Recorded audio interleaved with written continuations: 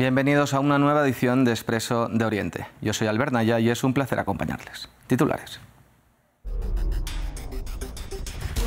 El programa nuclear iraní en boca de todo el mundo. Las negociaciones entre Estados Unidos e Irán vuelven al centro del debate. Pero ¿a dónde se remonta el plan? Viajaremos a principios del siglo XX. Y la situación humanitaria en Gaza, que lleva 2 meses sin apenas recibir ayuda, se agudiza aún más. Mientras 2 millones de personas mueren de hambre, Tel Aviv tiene su propio plan para la entrada de camiones.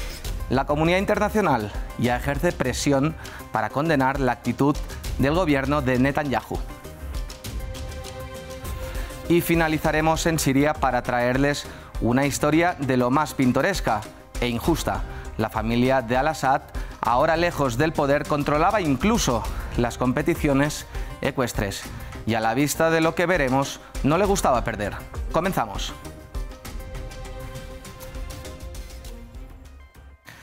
El programa nuclear iraní es otra vez motivo de discordia para Estados Unidos. Pero lejos de haber sido un debate en los últimos años, tiene sus orígenes en la época del Shah, Mohammad Reza, en la década de los años 50. El programa comenzó gracias a este discurso del mismísimo presidente estadounidense Dwight Eisenhower. Vean. Los expertos podrían aplicar la energía atómica a las necesidades de la agricultura, medicina y otras actividades pacíficas. Otra actividad sería aplicarla abundantemente a la energía en varias zonas del mundo. Por ello, las potencias que contribuyan también se dedicarían a servir las necesidades y no a los miedos. Se titulaba Átomos para la Paz y se pronunció el 8 de diciembre de 1953 en la sede de las Naciones Unidas. El presidente estadounidense quiso alabar las aplicaciones nucleares civiles, dijo, en beneficio de toda la humanidad. Nos vamos a Lima para hablar con Farid Kahat, experto en Oriente Medio. Bienvenido, Farid. Un programa nuclear que empezó en parte con la ayuda de Estados Unidos y la voluntad de Eisenhower. ¿En qué contexto se produjo? Adelante. Bueno, un contexto en el cual había regímenes árabes nacionalistas de izquierda. Había 3 países que eran aliados importantes en el plano militar de los Estados Unidos en la región. Israel, Turquía en ese entonces y el tercero era Irán. Y claro, dentro del marco del programa Átomos para la Paz del presidente norteamericano Eisenhower, Irán inició un programa nuclear para fines civiles. Esa era la condición para participar de esa iniciativa. Pero la propia inteligencia estadounidense hacia fines de los años 70 sostenía que había razones para creer que el régimen del Shah estaba intentando desarrollar armas nucleares. Eso ocurrió antes de la revolución de 1979 que derrocó al Shah. Nos preguntamos también si hay un antes y un después en el programa nuclear iraní cuando llegaron al poder los ayatolás. No, la paradoja es que la inteligencia americana sostenía que había evidencia de que el Shah estaba desarrollando armas nucleares antes de la revolución. Tras la revolución, la primera decisión en torno al tema del régimen teocrático de los ayatolás es más bien emitir una fatwa, si mal no recuerdo, a través del propio ayatolá Khomeini, que sostenía que el desarrollo de energía nuclear para fines bélicos era incompatible con la religión islámica. Eso recién cambia cuando las potencias occidentales y la Unión Soviética apoyan a la mayor dictadura, la más sanguinaria de la región, la de Saddam Hussein, en su guerra contra Irán. Solo en el transcurso de la guerra con Irak y tras el uso de armas químicas por parte de Irak contra blancos iraníes y blancos civiles en el propio Irak, con asistencia de potencias occidentales, es que los ayatolás cambian su posición en torno al tema nuclear, aunque nunca hicieron oficial el cambio. Y vayamos a la actualidad y nos preguntamos cuál es la actual influencia de Israel en las conversaciones o negociaciones indirectas entre Estados Unidos e Irán. El actual primer ministro de Israel llegó por primera vez a ese cargo en 1996 y ha sido el primer ministro que desde entonces más tiempo ha ejercido el cargo en la historia de Israel. Benjamín Netanyahu ha sostenido desde 1996 que Irán está a puertas de adquirir armas nucleares y pese a que la amenaza nunca se materializó, lo ha venido repitiendo constantemente desde 1996 hasta el presente, porque la posición de Israel es que no cabe negociar con el régimen iraní sobre su programa nuclear, lo que hay que hacer es destruirlo.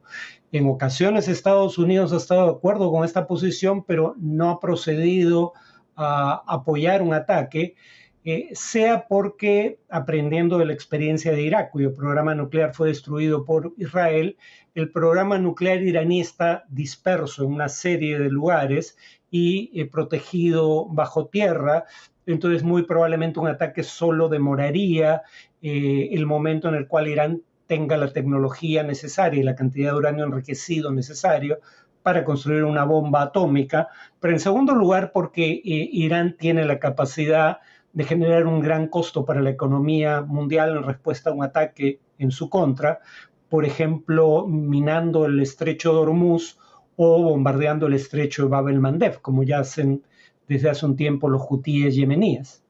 Y ya para finalizar, Irán tiene una necesidad nuclear para uso civil. ¿Qué ocurriría en el país en caso de negársele todo uso? A ver, Irán tiene derecho a usar energía nuclear para fines civiles bajo el Tratado de No Proliferación Nuclear, del cual sí es parte, a diferencia de Israel, por ejemplo. Dicho lo cual, sin embargo, hay razones válidas para dudar de que el propósito del programa nuclear sea puramente civil, dado que Irán cuenta con gas y sobre todo petróleo en abundancia y podría obtener energía de esas fuentes.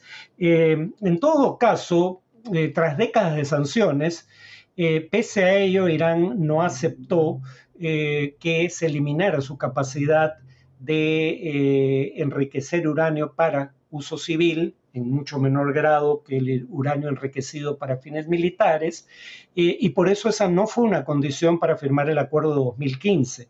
La gran pregunta hoy en día es si Estados Unidos está dispuesto a aceptar que Irán mantenga su capacidad limitada y bajo supervisión internacional de enriquecimiento o no, porque de lo contrario todo parece indicar que estaríamos ante un escenario de pronóstico reservado, es decir, una posible guerra en la región.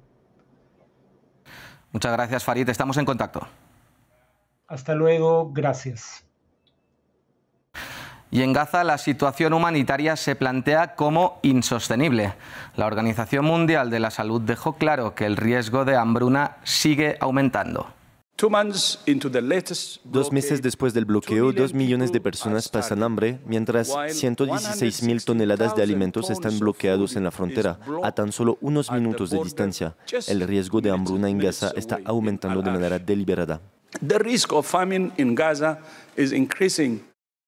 Ante las quejas de este organismo de la ONU, Israel actuó. Según alegan, las entradas se producen, pero ¿a cuentagotas?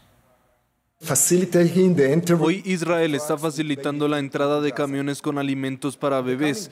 En los próximos días Israel facilitará la entrada de decenas de camiones de ayuda. Lo esencial está claro. Israel siempre cumple el derecho internacional y sus obligaciones. Todos en la comunidad internacional deben decidir de qué lado están, del lado de Israel o del lado de Hamas. Y la comunidad internacional respondió. Entre otras medidas, más de 20 países pidieron en un comunicado la entrada de ayuda humanitaria, y no precisamente bajo las condiciones israelíes. El Gabinete de Seguridad de Israel ha aprobado un nuevo modelo para la entrega de ayuda a Gaza, que la ONU y nuestros socios humanitarios no pueden respaldar. Tienen claro que no participarán en ningún acuerdo que no respete plenamente los principios humanitarios. Una situación humanitaria que deja a la población gazatí en cuenta regresiva y un modelo de ayuda israelí que solamente ha sido aprobado por Estados Unidos. Vamos a Israel con Yanira Gómez, que nos dará las claves de esta fórmula. Las agencias de la ONU y las ONGs que están en el terreno ya no saben cómo enfatizar que Gaza es una catástrofe, por los bombardeos de Israel que los ha aumentado con más violencia si cabe, y también porque por 12 semanas no permitió que ni agua, alimentos o medicinas entraran en Gaza, generando hambruna, además de enfermedades, en más de 2 millones de civiles palestinos que están exhaustos. Siguen siendo desplazados por la fuerza por el ejército israelí, siguen sin refugios estables y con un sistema de salud arrasado por la invasión que a su vez no cuenta con equipos ni combustible, lo que también afecta a plantas de agua potable. La situación humanitaria siempre fue crítica, pero hoy está en un abismo y por eso, por primera vez desde el 2 de marzo, Israel está permitiendo la entrada de unos pocos camiones que la ONU considera insuficientes. Es una medida que Benjamin Netanyahu admite que está motivada por la presión de senadores estadounidenses que, por estas imágenes de hambruna, le advirtieron que el apoyo de Washington está en riesgo. El tono también lo han elevado otros aliados como Francia, Reino Unido y Canadá, al punto de amenazar con sanciones, una posibilidad deplorada por Netanyahu que les acusa de premiar a Hamás. De cualquier modo, este reinicio casi simbólico de la ayuda es temporal, ya que Israel está ultimando su plan de entrega limitada en centros de distribución que está montando en áreas del sur de Gaza bajo control de su ejército y que recaerá en contratistas privados. La firma a cargo es la Fundación Humanitaria de Gaza, registrada apenas este febrero en Suiza e integrada por exmilitares estadounidenses, empleados de seguridad y operadores privados de ayuda humanitaria, que entregará solo paquetes de comida a representantes de las familias de Gaza, quienes serán sometidos a controles incluso de datos biométricos. Todo esto repudiado por las agencias de la ONU y las ONGs. Denuncian una militarización de la ayuda que pone en riesgo a los civiles, que no garantiza el reparto a toda la población y que vulnera principios humanitarios básicos. Gracias, Yanira. Y nos vamos a Siria para hablar de otra consecuencia de la caída de Bashar al-Assad, el regreso de la competición en la hípica, o mejor dicho, de la justa competición. La familia venía manteniendo un férreo control sobre el deporte ecuestre e impedía que hubiese competencia contra ellos cuando participaban en concursos. Ahora muchos jockeys ya sueñan con volver a ganar competiciones. Veamos este informe. En esta pista cercana a Damasco, los jinetes sirios pueden por fin soñar con la victoria. Un objetivo antaño impensable, ya que el férreo control de la familia Assad ha dominado este deporte durante décadas.